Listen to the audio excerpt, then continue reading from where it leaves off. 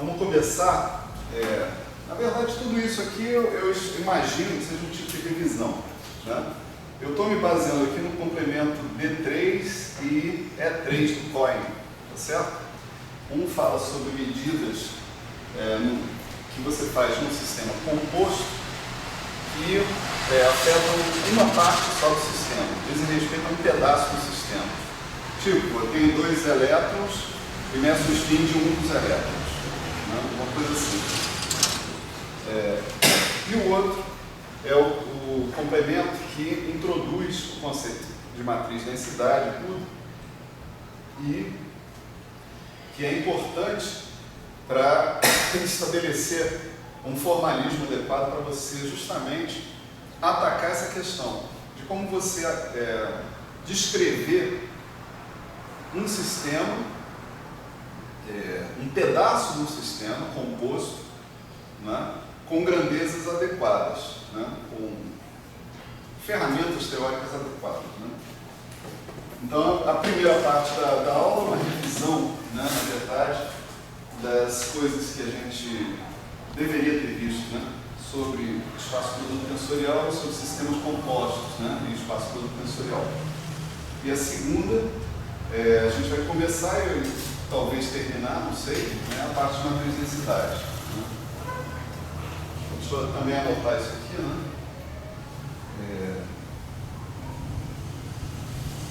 Sistemas compostos, matriz densidade. Nessa parte, né, do curso, a gente não necessariamente vai falar sobre integral de trajetória, a não ser que tenha alguma novidade, né, dentro da história. Mas a gente vai abordar o assunto desde o ponto de vista canônico, né, em tese. Então tá, se eu tenho um sistema composto, né, em geral, eu tenho um espaço de Hilbert, né, vamos chamar ele de E, né, que em geral, o espaço que descreve esse sistema composto é um espaço produto tensorial, né. No espaço produto tensorial, a gente tem uma regra básica para construir esse espaço, que é o seguinte: a base do espaço produto tensorial é o conjunto de vetores que são produtos tensoriais de vetores base, tá certo? Então, se aqui, por exemplo, nesse espaço E1,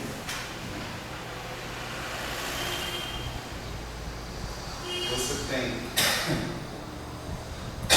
uma base, o N1, tá certo? E aqui em E2 você tem uma base VK2. Esses índices aqui são diferentes em geral, né? Quer dizer, porque as dimensões desses espaços não precisam sequer ser as mesmas. É claro que às vezes a dimensão é infinita e faz muita diferença, né? Então, um vetor base típico, né, desse espaço produto tensorial é um cara desse tipo. O N de 1 tensor VK de 2. Né? Aqui vamos voltar para a notação de Dirac, né? Que ela tem horas que ela é boa, tem horas que ela não é tão boa assim, né? São muitos casos em que ela é boa. Né? Então, beleza. Como é que eu encaro, por exemplo, defino observáveis, né, dentro desse espaço produto tensorial? Em geral, uma boa ferramenta para a gente construir observáveis é o conceito de operador produto tensorial. Né? Então, a gente define, por exemplo, um operador A, que está definido no espaço produto tensorial, como um produto tensorial de operadores OD 1, OD 2, né? Vamos chamar de O1 de 1, O2 de 2, né? Onde esse produto tensorial significa, né, quer dizer, que você tem que especificar a ação desse operador sobre uma base, particularmente sobre a base do espaço produto tensorial. Então, o A atuando no vetor base genérico,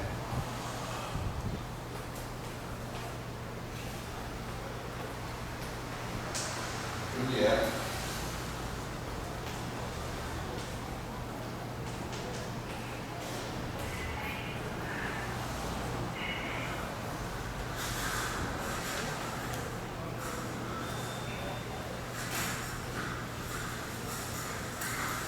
uma coisa assim, né? Esse é um tipo de operador que você pode definir e, associados a esse tipo de operador, né, tem os tipos de operadores mais interessantes que a gente está interessado em discutir aqui, que são as chamadas extensões. Né? Você tem um operador que age nesse espaço, por exemplo, e você pode estender a definição desse operador para um operador que age no espaço produto tensorial. Né? Então, se você tem um A, né, que está cuja ação está bem definida sobre o espaço E1, né, você pode definir um ATIL, que é simplesmente A de 1, né, tensor identidade de 2. Né? Você pode definir também a extensão do operador, né, que age sobre o espaço 2.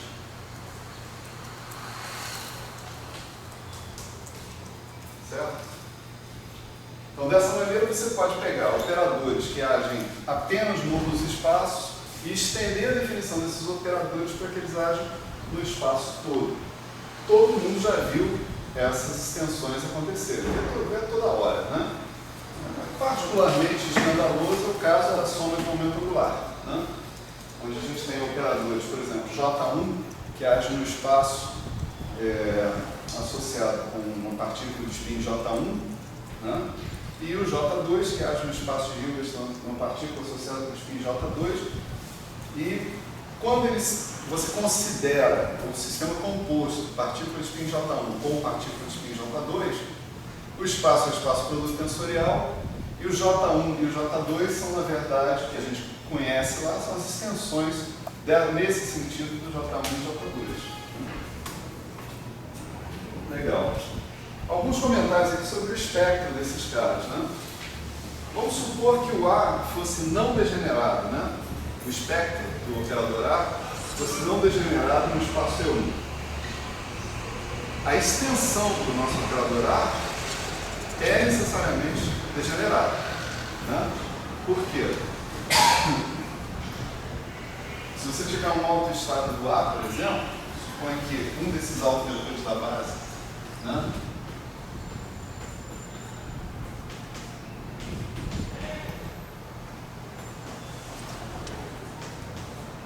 seja um dos autovetores do A, então a sua extensão, né, já que esse cara é um autovetor do A, a sua extensão tem um conjunto, né, de, em princípio, infinitos, né, autovetores associados com o mesmo autovalor. É só usar a definição de extensão, né? Então, tantos quantos sejam, né, os vetores básicos do espaço E2, tantos quantos vão ser os autovetores da extensão ativa.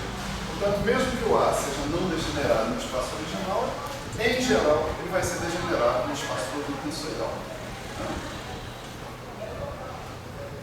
Ok.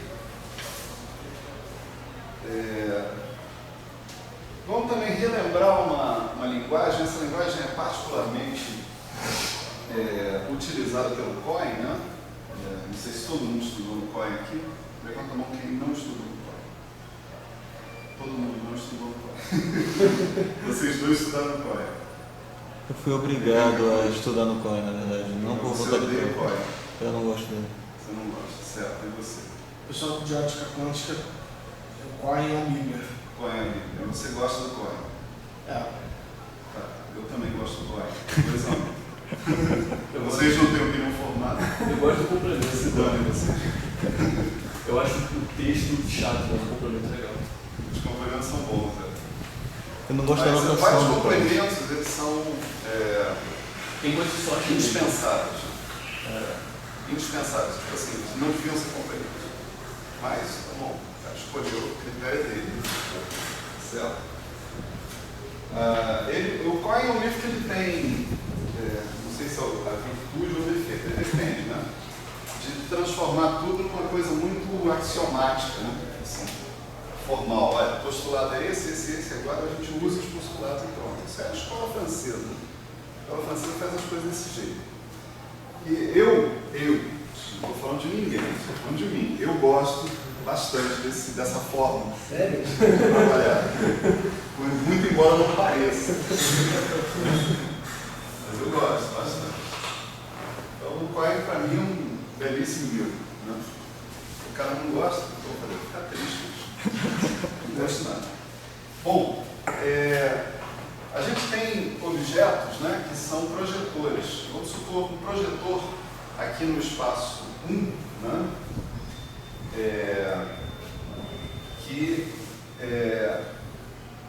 vamos supor que o nosso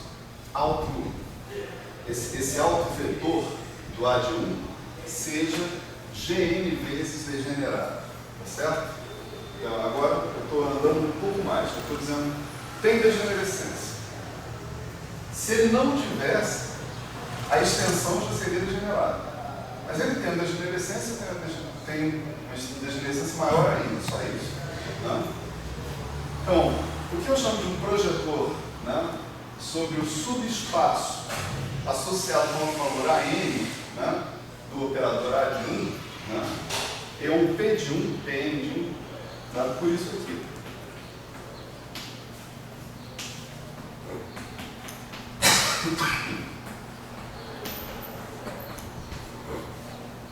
Tá certo? E aquela pergunta que a gente costuma fazer, né? Qual é a probabilidade? Se eu tiver um estado psi, se eu tiver o sistema descrito por um estado psi, qual é a probabilidade de eu encontrar o valor AM numa medida que eu faça do observável A? Né? Para descobrir isso, usualmente, o que a gente faz? A gente decompõe o nosso estado psi em termos dos autoestados, né, do operador AM, né? Tá certo?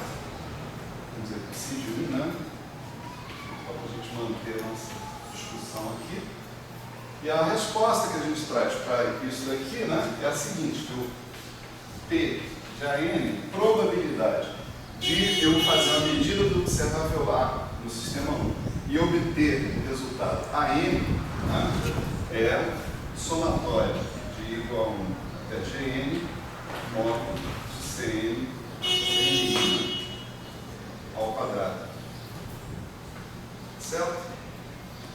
Agora, esse mesmo objeto que está aqui, ele pode ser visto, né, da seguinte maneira, como o valor esperado, né, no estado psi desse projetor Pn.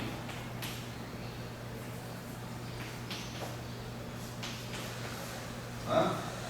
Só substituir ali, você vai ver que o teu projetor Pn, ele vai, estou supondo que a nossa base, né, é ortonormal, que eu já fiz uma ortonormalização, ele vai jogar fora todos os caras que não estão, né, dentro do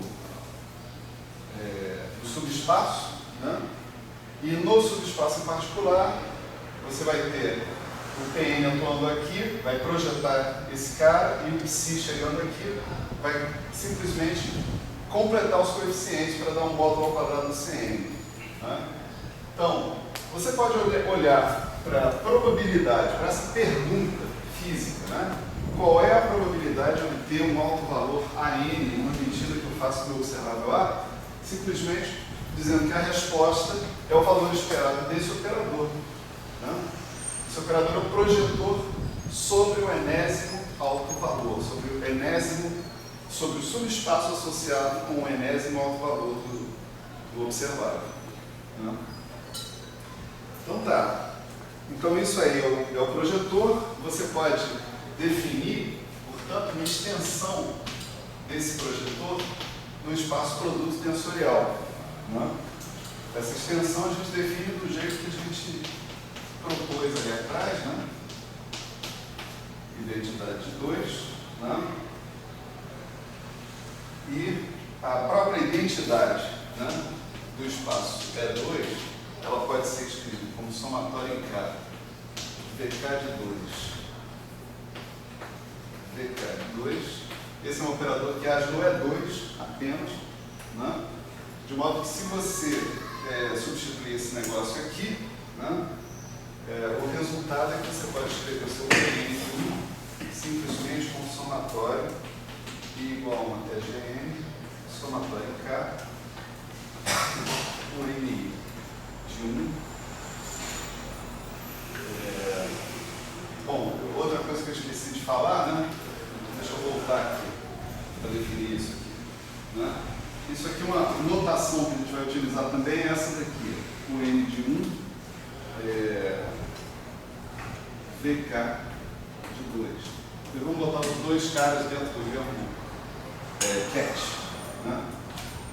Fica mais fácil, em particular, para essa situação daqui. Né?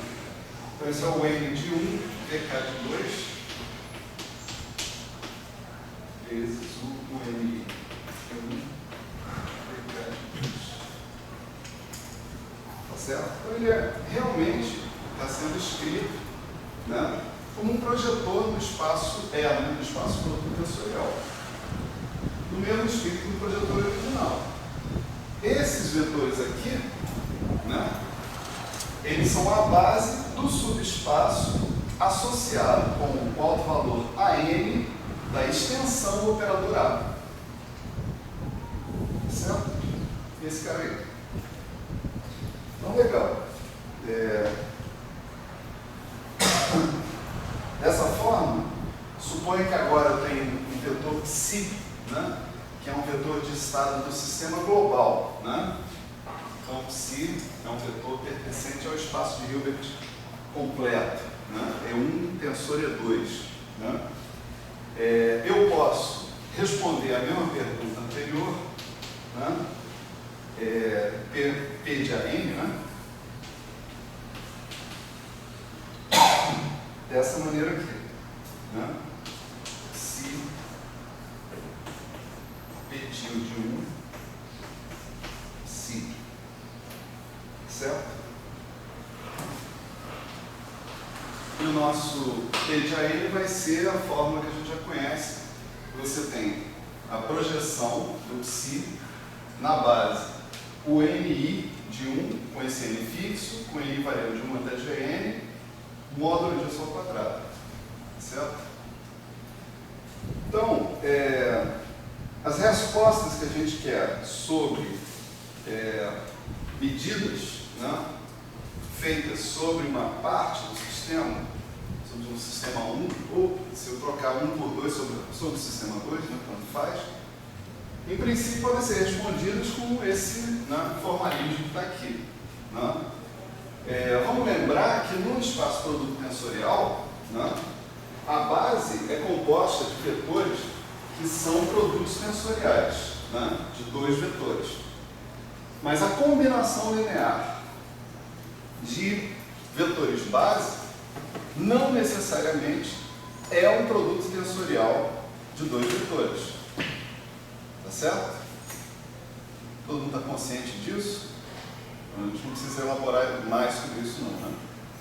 Quer dizer, você tem cada vetor base é um produto tensorial. Mas se eu fizer uma combinação linear desses caras, em geral, eu não consigo escrever essa combinação linear como produto tensorial de dois vetores. Tá certo? Não consigo fazer isso. Eu consigo para casos específicos. Né? Isso é uma característica do espaço produto tensorial. Né? E mostra, em princípio, que o espaço produto tensorial é bem mais malandro do que a gente pensa. Né?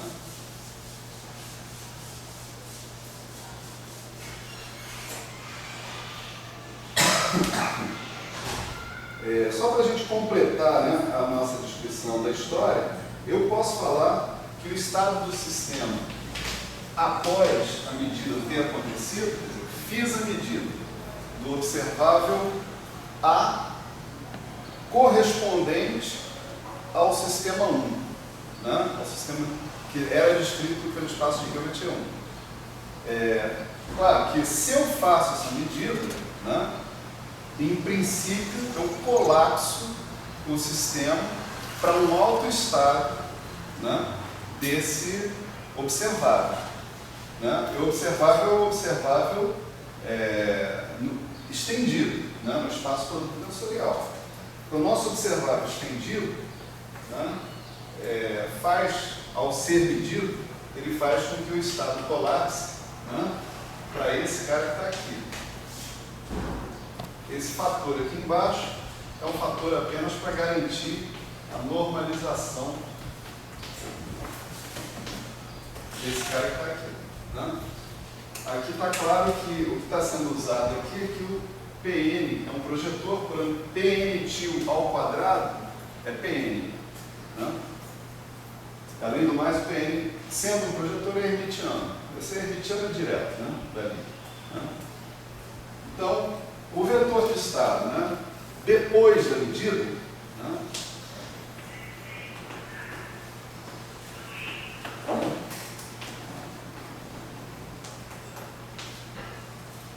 é esse cara que está aí, esse cilindro, né, que está aparecendo aí.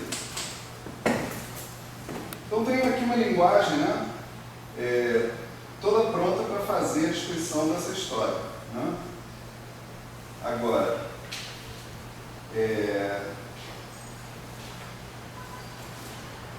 eu tenho algumas situações, né, aqui. Né? Se o meu estado de partida ele for um estado produto tensorial, como é que fica essa questão? Né? Imagine que o meu estado, se, né, caso especial, né?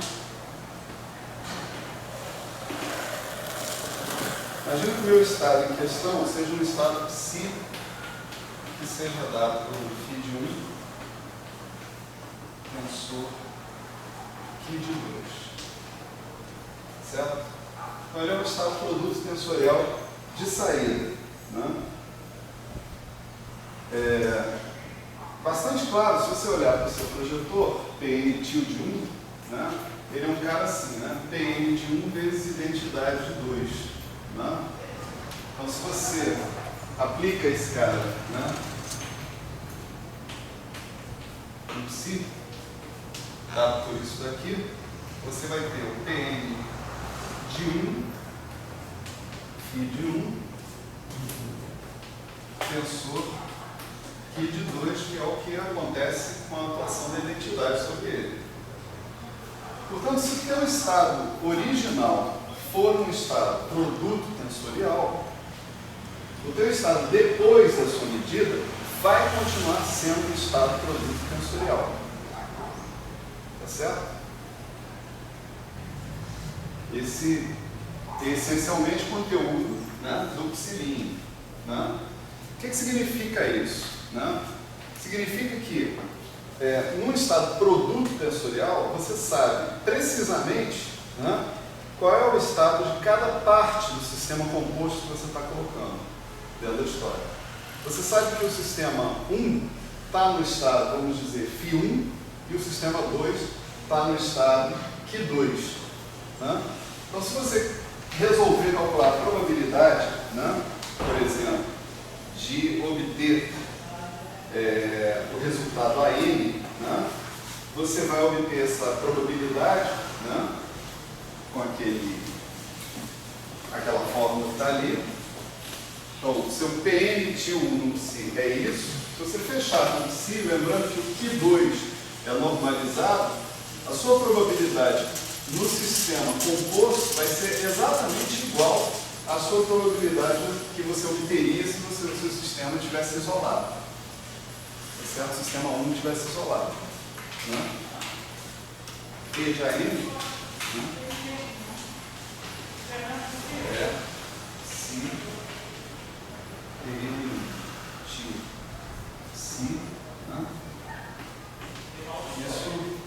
obviamente, dá φ de 1, Pn de 1,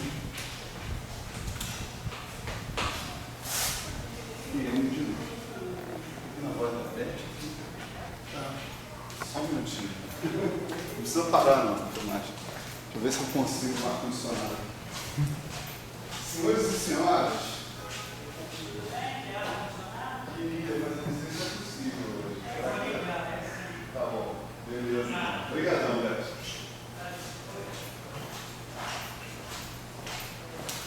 Maravilha, hein? Nem tudo está perdido. As pessoas resistem a fazer viver em São Cristóvão. Ah, foi em São Cristóvão a festa. É, lá no É de hoje. Oi? É de hoje. Ah, Hoje tem outra? Hoje tem outra. Que isso. Mas é da Ascom, é só os associados da Ascom. Ah, tá. Eles andaram convidando os terceirizados também, mas aí eu acho que eles não vão pagar os caras, então ninguém vai. Eles teve ponto facultativo para todo mundo aqui, né? Mas eu com essa camisa hoje de propósito. Para sacanear Cara, a rapaziada de rapaziada. cabeça só olhava. Essa camisa. Essa camisa é boa, cara, porque as pessoas ficam olhando pro redemoinho e não olham para a barriga. É um disfarce legal. Enfim, esse é um caso especial, né? E você repara o seguinte: em geral, se você tem um estado,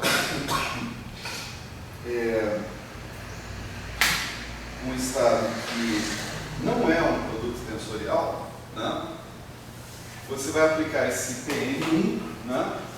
E você vai cair num subespaço, né? Quando você aplica o PNT1, você vai cair num subespaço do espaço produto tensorial, né? Ou seja, você vai cair lá numa combinação linear de vetores que não necessariamente pode ser expressa como produto tensorial com dois vetores, né? Mas você tem a chance de fazer um sistema completo de medidas sobre o seu sistema físico, né? Para a gente entender isso direitinho, vamos imaginar que não haja degenerescência, tá certo? Então não tem esse somatório aqui de igual até GN, né? Então quando você aplica o seu projetor, né, você cai num cara específico, né? O N de 1, VK de 2, o N de 1, VK de 2, né? Tá certo? Quer dizer, não, desculpa, você cai numa soma aí, né? Soma sobre o VK.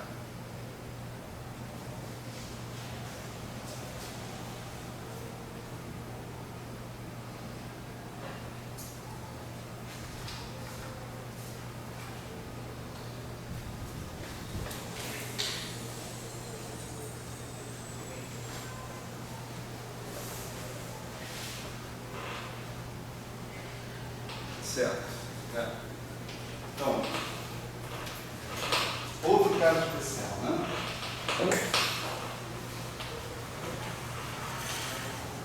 Você não tem degenerescência para esse alto valor AM, né?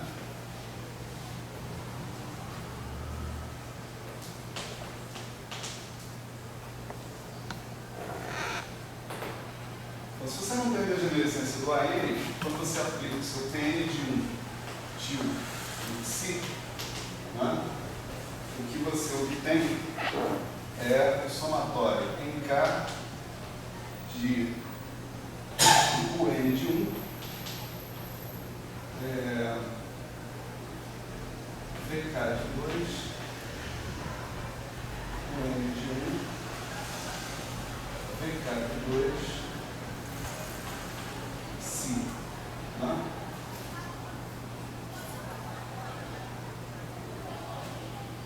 Esse operador que está aparecendo aqui, né, ele é tipicamente somatório, ele é o N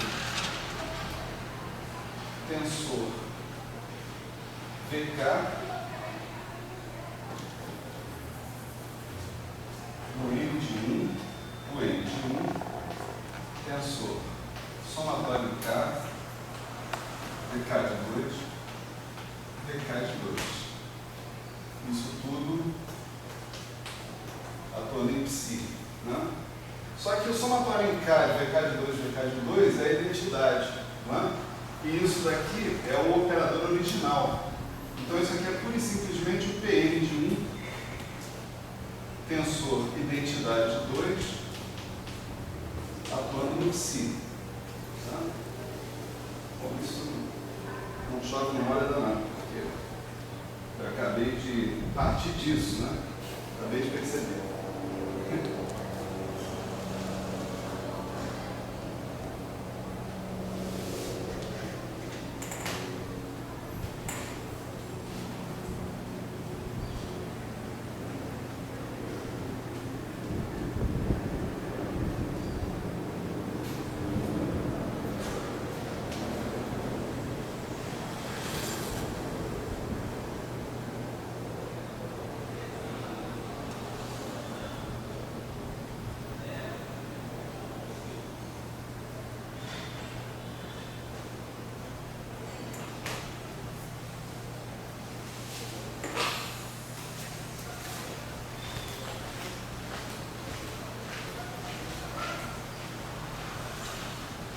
Reorganizar o pensamento, só um instantinho.